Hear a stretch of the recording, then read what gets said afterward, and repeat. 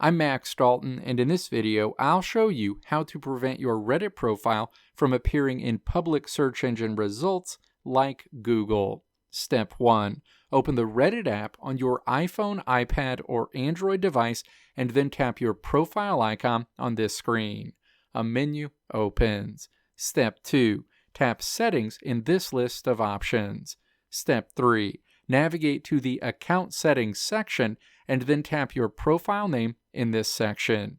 Your Reddit account settings screen opens. Step 4. Navigate down to the Privacy section and then tap to toggle off Show Up in Search Results. Your Reddit profile will no longer show up in public search engine results like Google going forward. Let me know if this video helped you out in the comments below. If you liked what you saw here, click the video links on the right side of the screen to check out another video.